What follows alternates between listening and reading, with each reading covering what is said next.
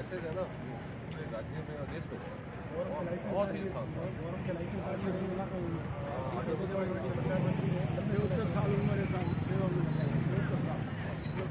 विद्यालय की सही में आप समाज के हीरो हैं। मैं दाद साल में सेवा कर रहा हूँ।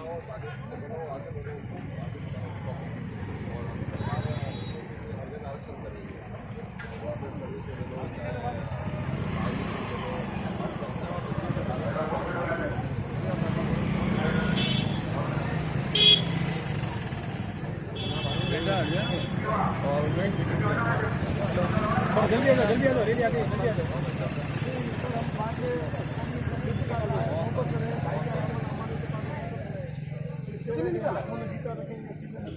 फिर क्या मतलब कितनी देर लगेगी आप रखेंगे।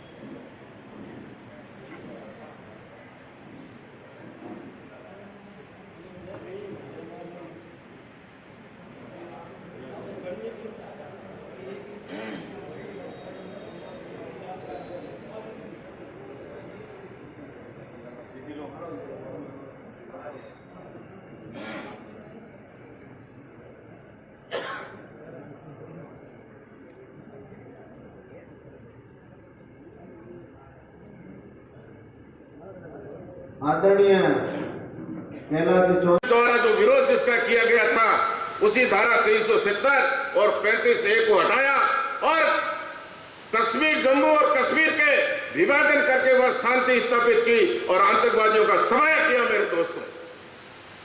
मेरे दोस्तों और मित्रों, मैं कहना चाहता हूं कि भारतीय जनता पार्टी आज क्या कर रही है।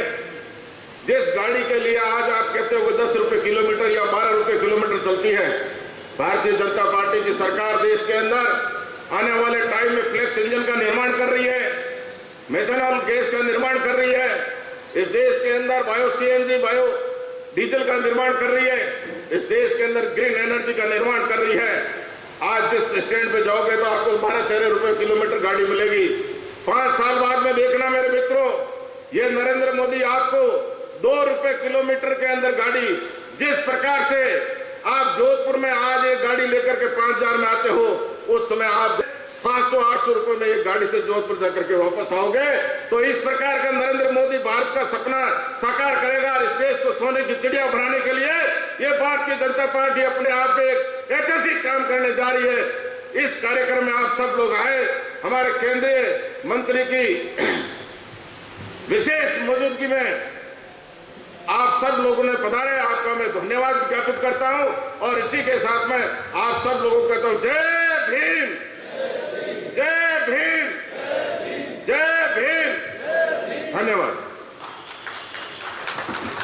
धन्यवाद लक्ष्मण जी। अब मैं निवेदन करूंगा रमेश जी शर्मा, जिला मंत्री भाजपा, संक्षिप्त में अपनी बात रखे। रमेश जी शर्मा।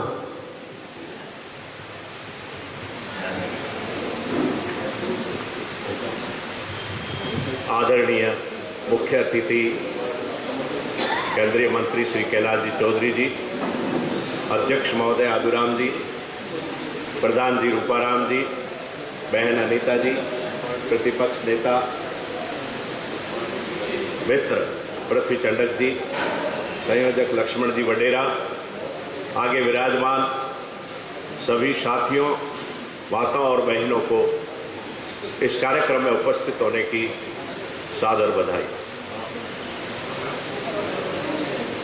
अंधेरे से उजाले की ओर, शून्य से अनंत की ओर, यही प्रकृति का नियम है। आधी रात को जब आजादी मिली, सूर्य की पहली किरण निकली। उस किरण के प्रकाश के साये में एक और दुनिया बसती थी जो अंधेरे में जीती थी, आंसू पीती थी, आहों में जलती थी और भूख में पलती थी। इसी दुनिया का सहारा बनने के लिए माननीय भीमराव अंबेडकर जी ने जन्म लिया। उस दुनिया को विषमता से बाहर करने के लिए उनका इस धरती के ऊपर पदार्पण हुआ। भीमराव अंबेडकर, इसके बारे में कई लोग कई प्रकार की बातें करते हैं। मैं मेरे मन से यही कह सकता हूं कि वो एक मसीहा थे। हमारे यहां पे वर्ण व्यवस्थाएं लंबे समय से चलती आ रही थी, ना मालूम कब से और कहां से चलती आ रही थी, इसका किसी को कुछ पता नहीं है।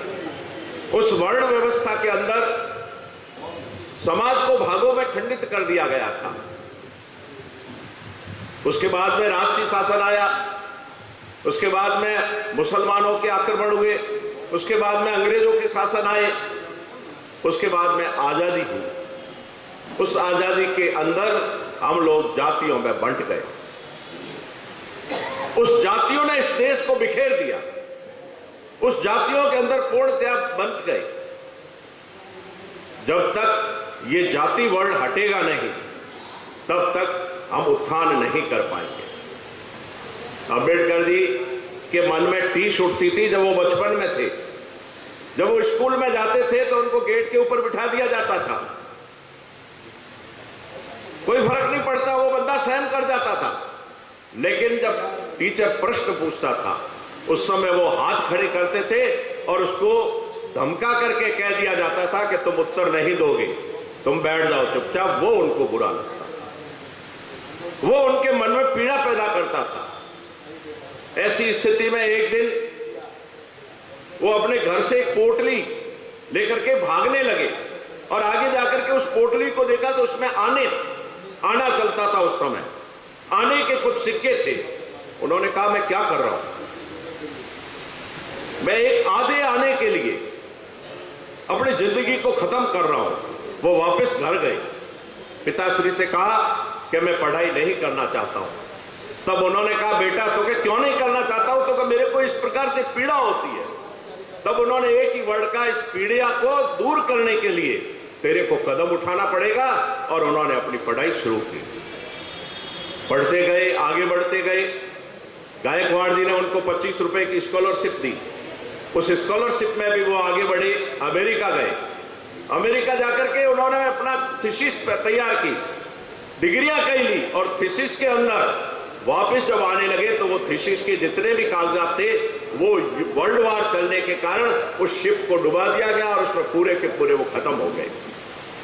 वापस उनको नए सिरे से शुरुआत करनी पड़ी, और उसी सिरे से उन्होंने अपनी पढ़ाई को आगे की। उनको गायकवाड़ जी ने डिफेंस मिनिस्ट्री का सेक्रेटरी बनाया। जब डिफेंस मिनिस्ट्री का सेक्रेटरी अपने यहां पे बनाया तो वो जब कोई चपरासी होता था उससे फाइल मांगते तो काफी समय तक वो फाइल लाता नहीं था, और जब लाता था तो आगे पटक देता था। वो पीड़ा उनके दिल के अंदर होती थी, और तब कहते थे कि ये मैं क्या कर रहा हूं, इसको छोड़ दिया।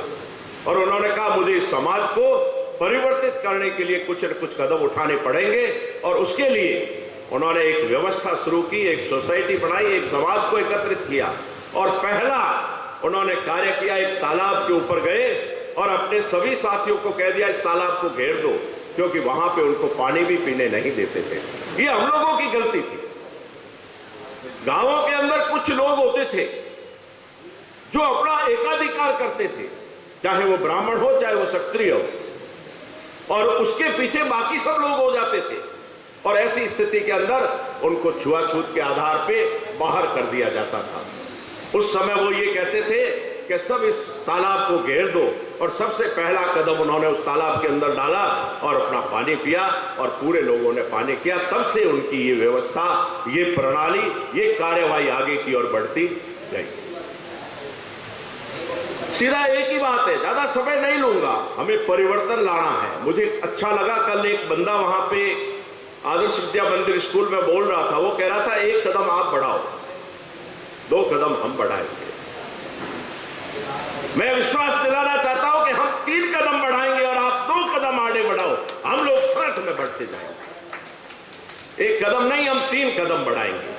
हम लोगों को यह तय करना है। हमारे में भेद क्यों होता है? भेद इसलिए होता है कि हमारे पीछे नामों के पीछे अक्सर लिखे जाते हैं कि रमेश शर्मा, फलाना सिंह, फलाना राम। ये बंद कर देना चाहिए।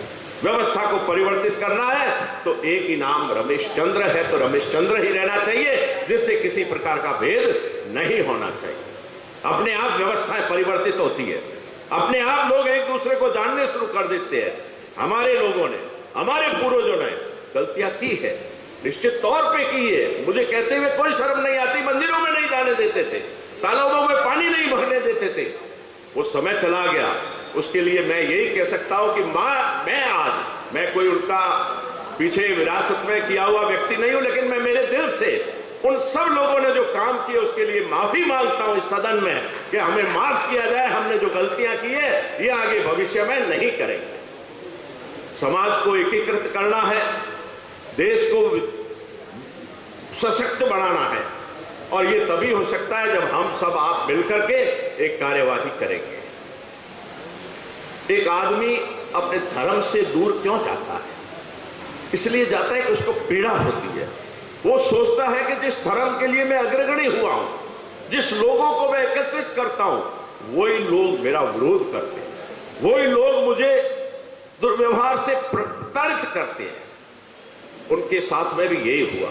बड़े बड़े लीडर्स, अपन छोटे आदमी नहीं, बड़े बड़े लीडर्स, जवाहरलाल नेहरू से लगा के गांधी जी से लगा के और सब लोग हर प्रकार से उनका विरोध करते थे, लेकिन उस आदमी ने ज्ञान प्राप्त किया था।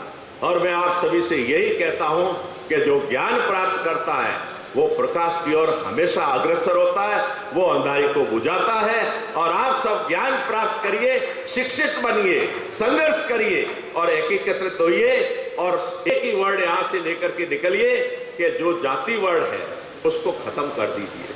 ये जातियों की बंदिश जब तक रहेगी हमारा देश सुदृढ़ नहीं हो पाएगा। हम एक दूसरे में भेद करते रहेंगे। आज भी है, मुझे कहते हुए कोई शर्म नहीं आती, आज भी है। वो कह रहे थे एक प्रोफेसर व्यक्ति कल कह रहे थे कि एक प्रोफेसर किसी घर में चला जाता है ब्राह्मण के तो वो डरता है और वहां पे उसकी वो जो है वो व्यवस्था नहीं हो पाती है जैसी होनी चाहिए। नहीं, गलत है, ये चीजें गलत है। व्यक्ति है, खून में कोई फर्क नहीं है।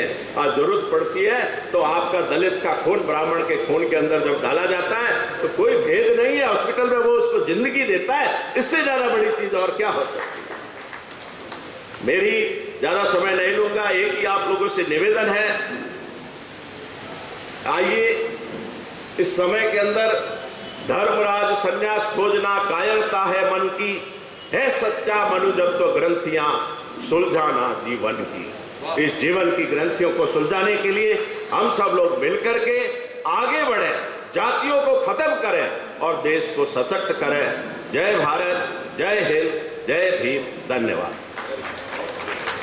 धन्यवाद रमेश जी।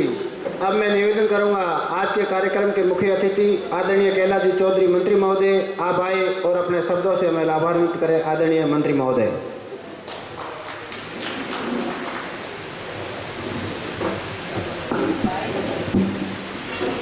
भारत माता की, भारत माता की। बाबा साहब अमर रहे, बाबा साहब अमर रहे। Bharatiya Janata party, Bharatiya Janata party. धन्यवाद। मंच पर विराजमान हमारे जिले के अध्यक्ष आदरणीय आदुराम जी मेघवाल साहब, हमारे मुख्य वक्ता के रूप में जिनका उद्बोधन था ऐसे लक्ष्मण जी वडेरा,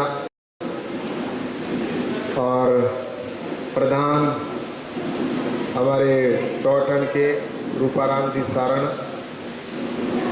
और प्रतिपक्ष के नेता युवा नेता भाई पृथ्वी जी और बहन अनीता जी, और सभी उपस्थित यहाँ पर आए हुए सभी भाइयों और बहनों और मीडिया के बंधुओं। आज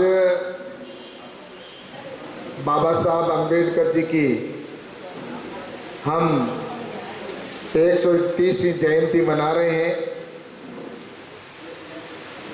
और निश्चित रूप से भारतीय जनता पार्टी बाबा साहब अम्बेडकर के जयंती और भारतीय जनता पार्टी की स्थापना को एक पखवाड़े के रूप में मनाने जा रही है। और पूरे देश के अंदर आज भारतीय जनता पार्टी और पूरा समाज बाबा साहब की जयंती मना रहा है। बाबा साहब का जीवन हम सब के लिए प्रेरणादायक था और आज भी है। जैसा कि अभी लक्ष्मण जी वडेरा ने और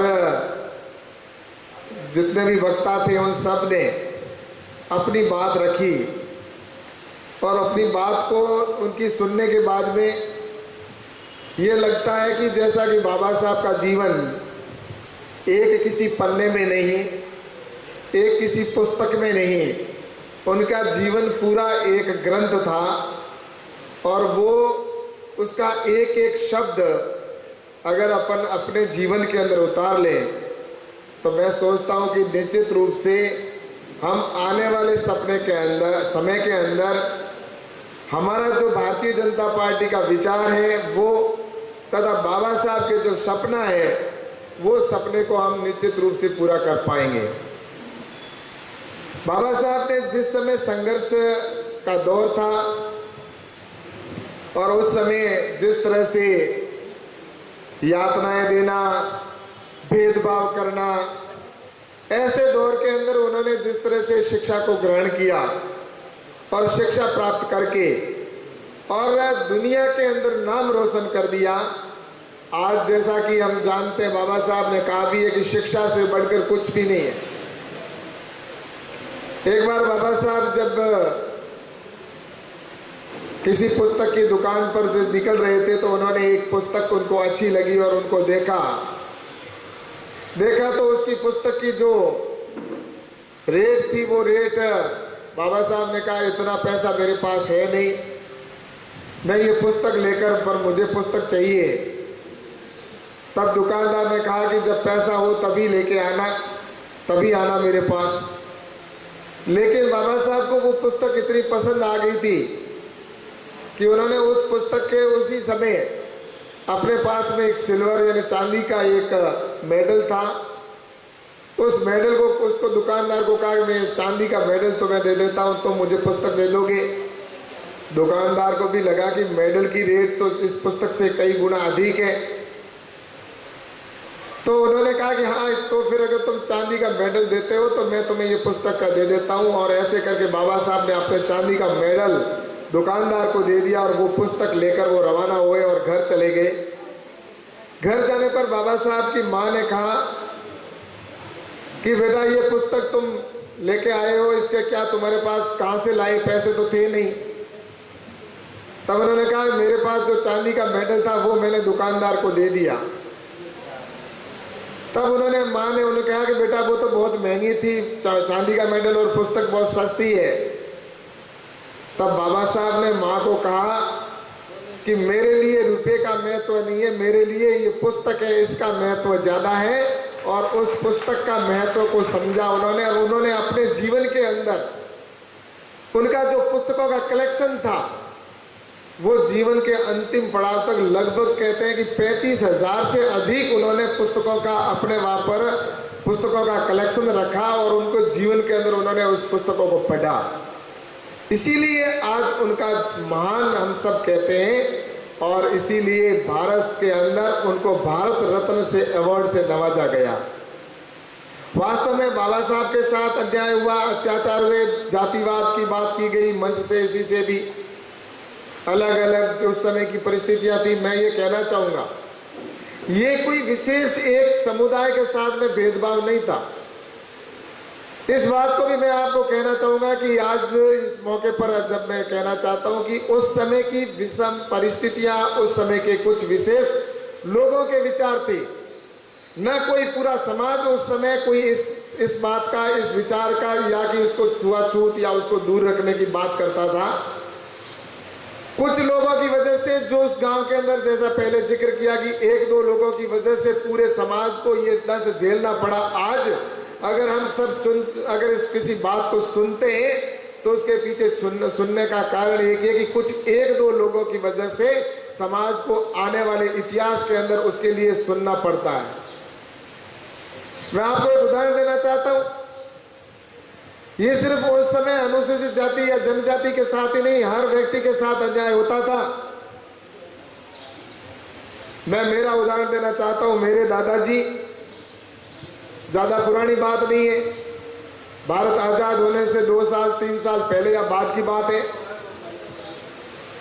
और उस समय मेरे उससे पहले की बात है, भारत आजादी का दौर चल रहा था उसी समय कि भाई मैं वहां जाकर बाईतू में कुछ बच्चों को पढ़ाऊंगा। उन्होंने एक झोंपा बनाया गांव के लोगों ने मिलकर, और उस झोंपे के अंदर उन्होंने पढ़ाई शुरू की।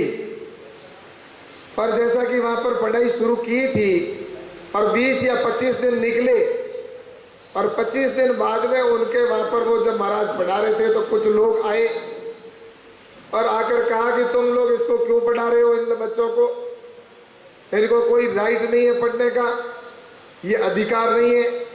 ऐसे करके उन्होंने कहा क्यों अधिकार नहीं है, मैं इन बच्चों को पढ़ाना चाहता हूँ।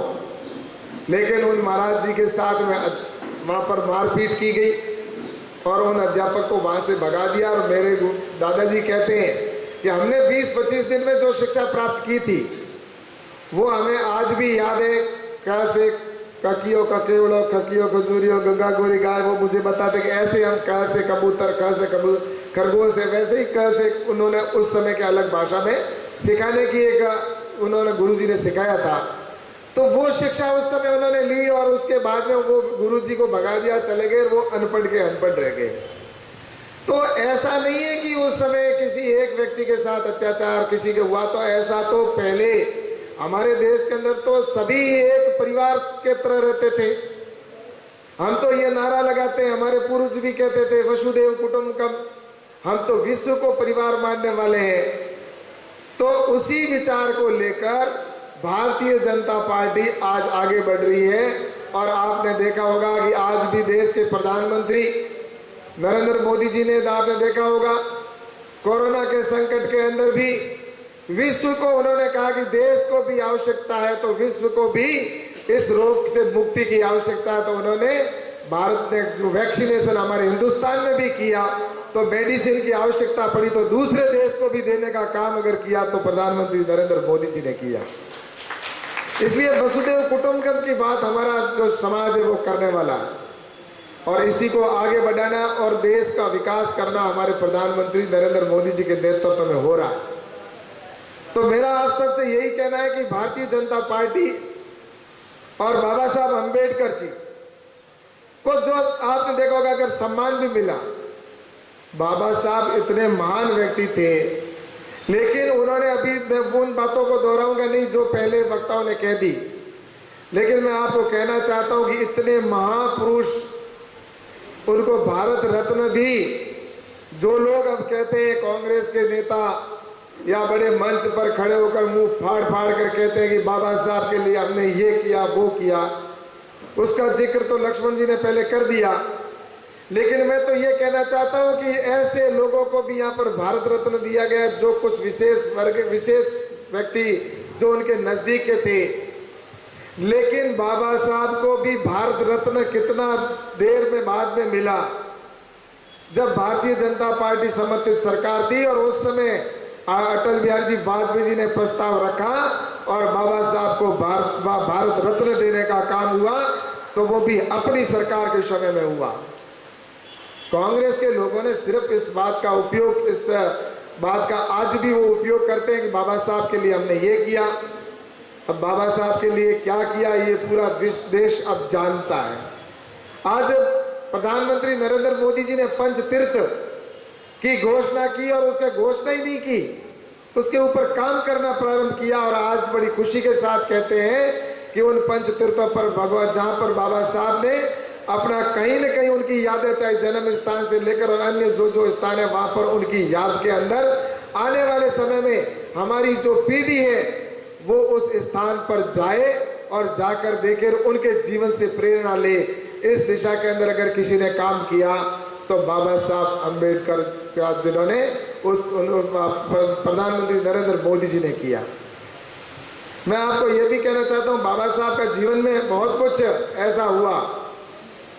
बाबा साहब संघर्षशील थे, संघर्ष के अंदर उन्होंने जिस तरह से उनको वहां पर छात्रवृत्ति दी गई और छात्रवृत्ति के आधार पर वो विदेश में जाकर उन्होंने शिक्षा प्राप्त की, और बड़ौदा के उस समय महाराजा थे, उन्होंने उनको छात्रवृत्ति दी। और उसके बाद में बाबा साहब का जिक्र जहां पर आता है, इतने विद्वान थे कि एक बार जब वो ट्रेन समुद्र में यात्रा करते हुए 3 दिन का सफर था, आ रहे थे, तो उस समय सिरोही का जिक्र आता है। सिरोही के महाराजा थे उस समय, उनके कोई फॉरेन में, कोई विदेश में केस चल रहा था, और वो केस चल रहा था तो उसके अंदर उनको लग रहा था कि इस केस के अंदर जब वो सब जगह घूम लिए तब तो उनको लगा कि इस चुनाव, इस जो ये केस है, इस केस के अंदर मैं कैसे जीत पाऊंगा। तो उस समय वो कहा, उन्होंने उनकी वो महाराजा और जब बाबा साहब साथ साथ आ रहे थे तो 3 दिन में उन्होंने बात की, जिक्र कहा कि तुम्हारे वो केस है उसकी मुझे पुस्तक दे दो, मैं शायद देखूं उसके अंदर क्या है, वो जो केस डायरी है वो दो, मैं उसको पढ़ता हूं। तो उन्होंने उसने 3 दिन के रास्ते में उस पुस्तक को, उसको जो वो केस डायरी थी उसको पूरा पढ़ा, और केस को पूरा स्टडी करने के बाद में उन्होंने कहा कि देखो तुम्हारे इस केस को जीत तो सकते हैं, लेकिन मेरा एक सिद्धांत है, मैं ऐसे धनाढ़ या जो ऊंचे लोग हैं उनके केस को मैं नहीं लड़ता। मैं जो दलित या गरीब या जो जिसके कोई सहारा नहीं है उसके लिए मैं केस लड़ता हूं। इसलिए मैं आपके इस केस को मैं नहीं लड़ सकता। लेकिन उन्होंने एक चीज कही, उन्होंने कहा कि एक काम करो, जिस वकील को तुम ले जाकर दो उनको मैंने इसकी स्टडी की, उसमें से ये जो बिंदु मैं नोट करके दे रहा हूं वो उस वकील को दे देना, आप केस जीत जाओगे। इतना मैं कर सकता हूं, इससे ज्यादा नहीं। उन्होंने जो 20-25 पॉइंट थे वो लिख कर दिए। महाराजा गए, जब वहां पर वकील जिससे बात की, वकील के सामने केस रखा, उनके कुछ समझ में इतना नहीं आया। तब उन्होंने कहा, मुझे बीच में रास्ते में किसी चर्चा में वकील साहब थे, उन्होंने मुझे ये पॉइंट दिया, आप उनको देखो। उन पॉइंटों को जब दिया तो उन्होंने कहा, ये तो पॉइंट मेरे समझ से परे थे, लेकिन ये पॉइंट आपको दिए किसने, ऐसा कौन महान व्यक्ति था? तो उस पॉइंटों के आधार पर वो वहां पर केस जीत जाते हैं, और केस जीते हैं तब वो फिर वापस आते हैं, और वापस आने के बाद कई वर्ष निकल जाते हैं, गुजर जाते हैं। और उस समय जब मंत्रिमंडल से, जब वो मंत्री थे और मंत्रिमंडल से जब वो इस्तीफा दे देते हैं, मंत्री की किस लिए इस्तीफा दिया ये मैं यहाँ पर जिक्र नहीं करूंगा, वो सबको पता है। लेकिन मंत्री से जब वो इस्तीफा दिया तो सबसे बड़ी बात, आज तो आप देखते हैं कोई अगर विधायक होता है या कोई मंत्री होता है तो वो मंत्री हटने के बाद 1-1 महीना, 1.5-1.5, 2-2 महीने, कुछ ऐसे हैं जो सालों साल उसके अंदर जमे बैठे रहते हैं, मकान छोड़ते नहीं है। लेकिन बाबा साहब ने जिस दिन इस्तीफा दिया उसी दिन अपना बिस्तर लेकर कहा, मैं अब इस सरकारी मकान में नहीं रहना चाहता। वो तुरंत वहां से निकल पड़े, और जब वो निकल पड़े तो उन्होंने कहा, अब रहूंगा कब, कहां रहूंगा? ऐसे समय में जब बाहर आ गए अपने पास जो सामान लेकर बाहर आए तो उन्होंने कहा, चाहे मुझे रोड पे रहना पड़े तो रहना पसंद करूंगा, लेकिन अब मैं सरकारी अधिकार नहीं है मेरा, मैं इसका सदुपयोग करूं।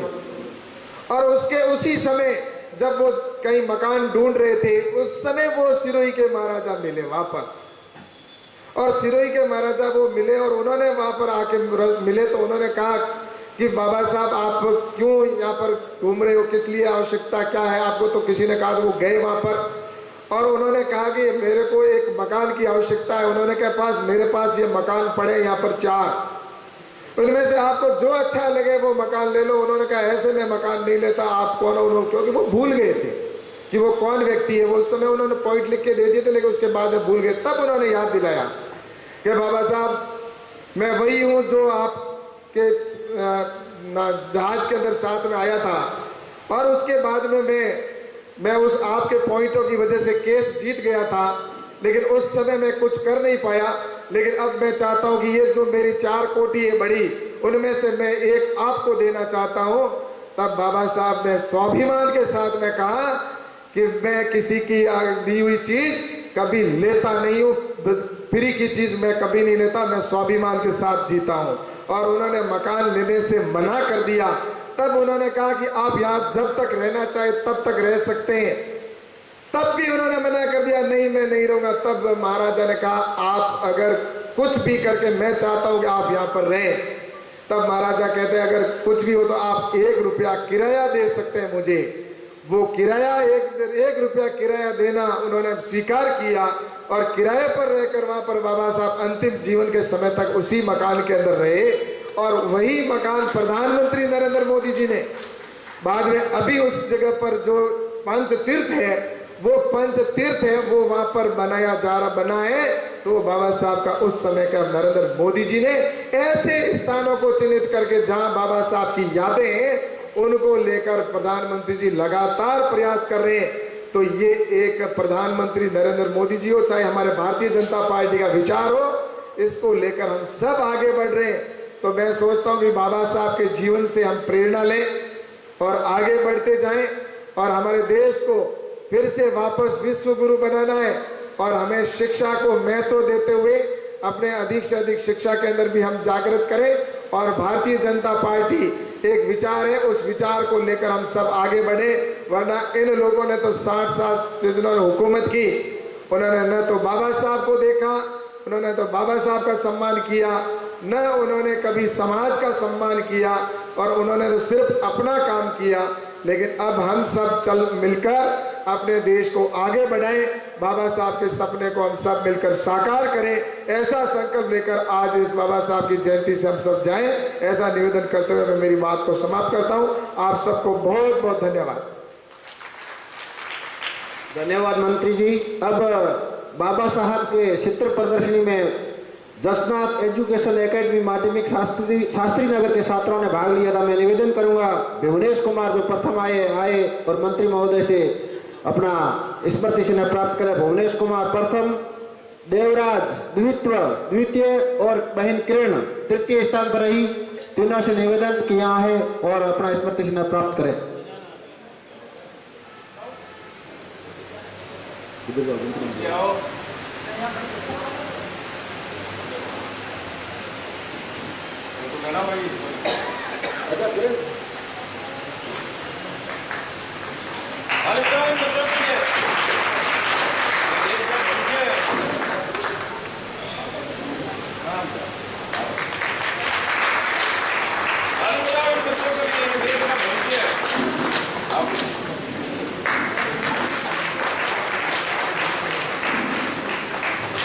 धन्यवाद। अब मैं निवेदन करूंगा जिला अध्यक्ष आदूराम जी मेघवाल साहब से कि आप धन्यवाद ज्ञापित करें।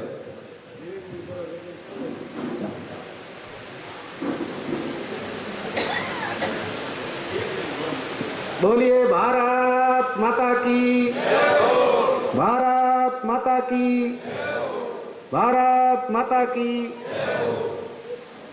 सबसे पहले मैं बाबा साहब भीमराव अंबेडकर जी के चरणों में नमन करते हुए डॉक्टर भीमराव अंबेडकर जयंती समारोह आज हमारे बीच में हम सबके आदरणीय और बाड़मेर और जैसलमेर के लोकप्रिय सांसद और भारत सरकार के मंत्री परम आदरणीय कैलाश जी चौधरी साहब इस कार्यक्रम का जिनके कंधों के ऊपर 2 दिन तक भार ढोकर कहीं न चल रहे ऐसे हमारे संयोजक के रूप में जिनको जिम्मा दिया था, ऐसे हमारे लक्ष्मण जी वडेरा साहब, मंच की शोभा बढ़ारे हमारे चौहटन के युवा प्रधान सामान्य रूपाराम जी हारन साहब, बहन अमिता जी हमारी जिले की जिला मंत्री है, और हमारे शहर बाड़मेर नगर परिषद के प्रतिपक्ष के नेता भाई पृथ्वीराज जी सांडक साहब, और मेरे सहयोगी और भारतीय जनता पार्टी के जिले के महामंत्री भाई स्वरूप सिंह जी खारा साहब और रमेश जी शर्मा साहब जिनका आपने उद्बोधन सुना, जिले के मंत्री, और सामने विराजमान सभी आदरणीय और सम्मान्य नागरिक बंधुओं, मैं सबका नाम लूं उससे अच्छा है कि सामने विराजमान सभी मातृशक्ति और भारतीय जनता पार्टी के और शहर के सभी पधारे हुए गणमान्य नागरिक बंधुओं और पत्रकार भाइयों, साथियों, पूर्व वक्ताओं ने बाबा साहब के जीवनी के ऊपर और बहुत सारी कई नर आपके सामने कई नर बात सब रखी। मैं आपसे इतना ही कहना चाहूँगा कि हमारे जयनारायण व्यास विश्वविद्यालय के कुलपति डॉक्टर श्यामलाल जी जेदिया का नाम आपने सुना होगा। वो अपने एक पुस्तक के अंदर, दी भंगी पुस्तक के अंदर लिखते हैं, और उसको एक चित्र भी उस पुस्तक के अंदर वो आपने कहीं और देखा होगा कि वो एक माँ के आंचल के अंदर अपने जो ओढ़नी है उसमें ढके हुए और मुंह ऐसे कहीं और बाहर निकल के उन्हें देखता हुआ चित्र भी उसके अंदर कहीं और छपा हुआ है। जब वो लिखते हैं कि मैं जब जयनारायण विश्वविद्यालय का कुलपति बनता हूँ तो वही जो है एक दिन वो भी था जहाँ हमारे इस यहाँ के महाराजा की जब समारी निकलती थी तो मेरी माता जो है मुझे आंचल के अंदर छुपा देती थी, और आज मैं जयनारायण व्यास विश्वविद्यालय का कुलपति हूँ तो मुझे जो है जोधपुर का महाराजा अपने भोज के ऊपर बुला के मुझे कहीं और भोज कहीं और देता है। साथियों, इस चीज को आपको समझना होगा।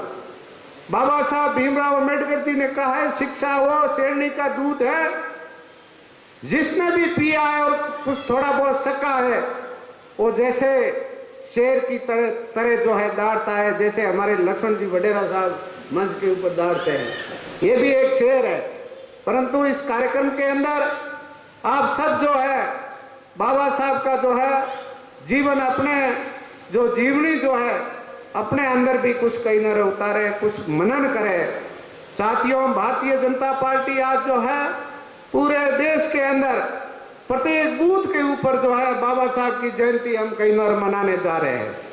और हमें, हमारे जो कार्यकर्ता है उनको ये पता होना चाहिए कि हमारे देश के प्रधानमंत्री जी ने, नरेंद्र मोदी जी ने बाबा साहब को सम्मान के लिए, और बाबा साहब को सम्मान कब से कहीं न मिलना शुरू हुआ, मैं आपको कहीं न कहना चाहता हूं। साथियों, पहली बार जो है इस देश की आजादी के बाद में वर्षों तक जो है बाबा साहब ने जो है इस देश का संविधान लिखने के बाद में भी इस कांग्रेस की सरकार ने, कांग्रेस के लोगों ने बाबा साहब को पीछे तो रखने का काम किया, परंतु उसके साथ में जब गैर कांग्रेसी सरकार पहली बार भारत के अंदर बनी, वीपी सिंह जी की सरकार बनी, और लोकसभा के अंदर माननीय जो है हमारे पूर्व प्रधानमंत्री अटल बिहारी वाजपेयी जी ने पहला कहीं उस अपनी बात रखते हुए कहा कि यदि कोई सम्मान और मान और सम्मान देना है तो बाबा साहब भीमराव अम्बेडकर जी को भारत रत्न देके कहीं और सम्मानित कीजिए,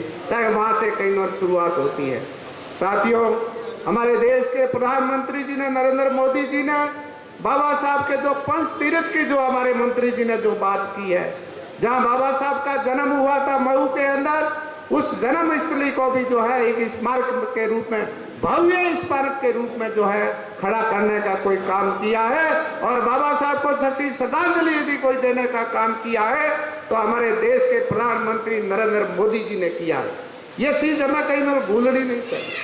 साथियों, हम आज प्रत्येक बूथ के अंदर बाबा साहब की जयंती मनाने जा रहे हैं, तो हमारा बूथ का जो अध्यक्ष है उनको भी जो है हमने उनका पूरा जो है बाबा साहब का जीविका और पूरा बाबा साहब की जो एक पुस्तक है वो भी कह दिए। हर बूथ के अंदर लोगों को ये पता चलना चाहिए आज जो है बाबा साहब की जहाँ शिक्षा जहाँ हुई, उसको जो दूसरे देश के अंदर भी वहाँ जाकर बाबा साहब की जहाँ शिक्षा हुई, उस यदि स्थल को भी यदि स्मारक के रूप में काम करने का यदि काम किया है तो भारत सरकार और हमारे प्रधानमंत्री जी नरेंद्र मोदी जी ने किया। जहाँ उनकी दीक्षा और शिक्षा और चैतन्य तक जहाँ उनकी अंतिम इतना जो काम करने का जो काम किया है वो मोदी जी ने, आज हमें कोई किसी को कहने की कहीं ना जरूरत नहीं। कई बार कई ना लोग कहते हैं कि राजनीति कहना भी बहुत जरूरी है। भाइयों, जो बाबा साहब के लिए जो आज यदि कोई सच्ची श्रद्धांजलि देने का कोई काम किया है तो हमारे देश के प्रधानमंत्री नरेंद्र मोदी जी ने किया है। साथियों, आप इस छोटे से कार्यक्रम के अंदर, और ये एकदम 1-2 दिन के अंदर ही जो है कार्यक्रम हमारे के जो है प्रदेश नेतृत्व के निर्देशानुसार हमने कहा सब लोग कहीं अलग अलग जो है बाबा साहब की जयंती मना रहे हैं। 14 अप्रैल को क्यों नहीं हम जो है 14 अप्रैल को ही जो बाबा साहब की जयंती भारतीय जनता पार्टी के बैनर के ऊपर जो है इस शहर के अंदर भी कहीं न मनाई जाए। और कार्यक्रम तो हर एक प्रत्येक बूथ के अंदर हो रहे हैं, परंतु ये हमारे जो जिले का जो कार्यक्रम है और जगह जगह जो है मैं ये देख रहा हूँ आज 5 दिन से जो है गाँव के अंदर हर छोटे से लेकर बड़े गाँव तक जो है बाबा साहब की जयंतियाँ जो मनाने जा रहे हैं लोग। साथियों, हमारा जो है बाबा साहब का विचार और बाबा साहब ने जो संदेश दिया है, इस संदेश को समाज के अंदर जो है पहुंचाने का जो काम यदि कोई करेगा तो भारतीय जनता पार्टी का कार्यकर्ता कहीं और करेगा, और बाबा साहब को घर घर तक पहुंचाने का काम भी भारतीय जनता पार्टी का कार्यकर्ता करेगा। आप सब इस कार्यक्रम के अंदर पधारे, आप सबका मैं कहीं ना स्वागत करता हूं, अभिनंदन करता हूं। और एक छोटे से निमंत्रण के ऊपर कम समय के अंदर इतना बड़ा जो है कार्यक्रम हो रहा है, मैं धन्यवाद देना चाहूँगा हमारे केंद्रीय मंत्री किलाजी चौधरी साहब को।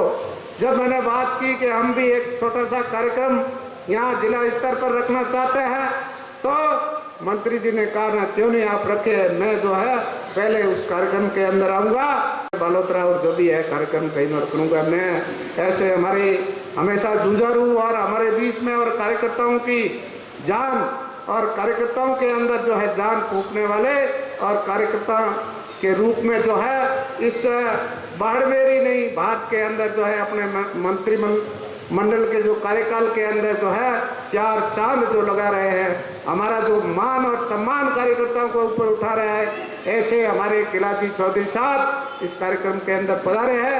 आपका भी मैं स्वागत करता हूँ, अभिनंदन करता हूँ और कार्यकर्ताओं का आप हमेशा ऐसे ही उत्साहवर्धन करते रहे। कार्यकर्ताओं का जो है आपका एक जो है एक बोल भी कार्यकर्ताओं के लिए एक ऊर्जा का काम कहीं और करेगा और आपके निर्देशानुसार और हमारे जो कार्यकर्ता जिले के अंदर भी भारतीय जनता पार्टी का जो काम हो रहा है वो तीव्र गति से आने वाले जो है 2023 और 2024 के अंदर भी मैं आपको आज इस मंच के माध्यम से कहना चाहता हूं कि बाड़मेर जिले के अंदर भारतीय जनता पार्टी 7 की 7 सीटें जो है विधानसभा की जीत के आपको प्रचंड बहुमत से और लोकसभा में भी जो है झंडा भारतीय जनता पार्टी का ऊंचा रहेगा। इतना ही कहते हुए आप सब इस कार्यक्रम के अंदर पधारे। उन्हें आपका स्वागत, अभिनंदन। जय हिंद, जय भारत। धन्यवाद। अभी सभी से निवेदन कि अपने स्थान पर खड़े होकर राष्ट्रगान।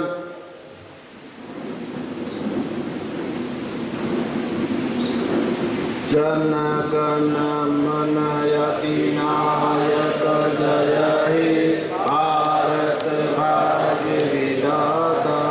पंजाब सिंध गुजरात मराठा द्राविड़ उत्कल गंगा विंध्य हिमाचल यमुना गंगा ऊसर जलधि तरंगा। तब शुभ नामे जागे तब शुभ आशीष मांगे गाए तब जय गाथा। जन गण मंगलदायक जय हे भारत भाग्य विधाता। जय हे जय हे जय हे जय जय जय हे। भारत माता की।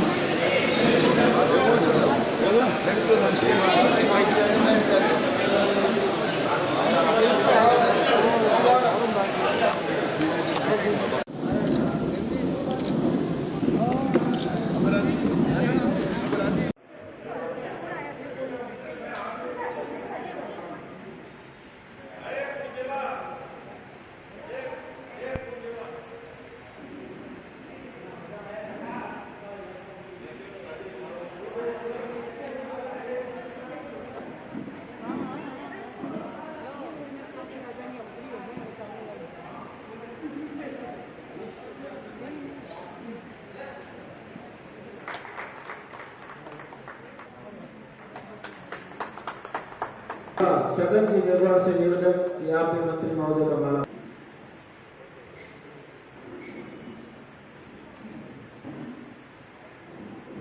धन्यवाद मंत्री जी। अब मैं सामाजिक न्याय पखवाड़ा भारतीय जनता पार्टी पूरे देश में मना रही है। खुशी के निमित्त आज बाबा साहब भीमराव अंबेडकर जी की 131वीं जयंती के अवसर पर सभी यहाँ पर उपस्थित हुए और बाबा साहब के जीवन के ऊपर प्रकाश डाला। और बाबा साहब की जयंती के अवसर पर मैं सब कार्यकर्ताओं में उत्साह है और बाबा साहब से जीवन एक अपने आप में एक ग्रंथ है और निश्चित रूप से बाबा साहब का जीवन है वो हम सब के लिए प्रेरणादायक है। तो बाबा साहब के जीवन के जयंती के अवसर पर मैं सभी देशवासियों को बहुत बहुत शुभकामनाएं और बहुत बहुत धन्यवाद देना चाहूँगा। ये पंचतीर्थ है। बाबा साहेब डॉक्टर अम्बेडकर ने जहाँ पर जन्म लिया उसको जन्मभूमि को भी उसका जो निर्माण कराया गया है वो भी उन्होंने मऊ में जो है मोदी सरकार ने कराया जिसमें करोड़ों रुपए खर्च किए। उसके बाद में जहाँ डॉक्टर अम्बेडकर ने शिक्षा ली लंदन में, उस मकान को उन्होंने महाराष्ट्र सरकार ने खरीदवाया, हमारे नेता बीजेपी के नेता देवेंद्र फडणवीस ने, और वहाँ जाकर उसको खरीद करके उसका निर्माण कराया और उसको उसके लोगों के लिए खोला और ताकि लगे कि इस महान भारत के इस महान व्यक्ति के यहाँ पर जीवन में पढ़ाई हुई थी। और उसके बाद में बाबा साहेब डॉक्टर अम्बेडकर जहाँ दिल्ली रहते थे उस दिल्ली के निवास को भी उन्होंने निर्माण कराया, जोरदार निर्माण, करोड़ों रुपए लगाए। और उसके बाद में बाबा साहेब जहाँ अंतिम सांस ली उस जगह को भी बाबा साहेब डॉक्टर अम्बेडकर के नाम को बहुत बढ़िया फर्स्ट क्लास बना करके लिए लोगों को खोला।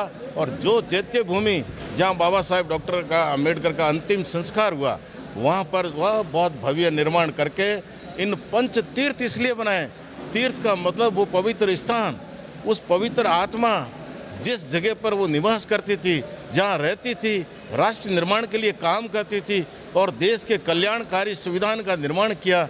ऐसे बाबा साहेब डॉक्टर अम्बेडकर के लिए भारतीय जनता पार्टी की मोदी सरकार ने करोड़ों रुपए लगा करके इसको तीर्थ का नाम दे करके इस देश के करोड़ों लोग उस तीर्थ को स्थान जा कर के उनकी प्रेरणाओं को अपने जीवन में उतार कर इस देश को मजबूत बनाए, राष्ट्र को मजबूत बनाए।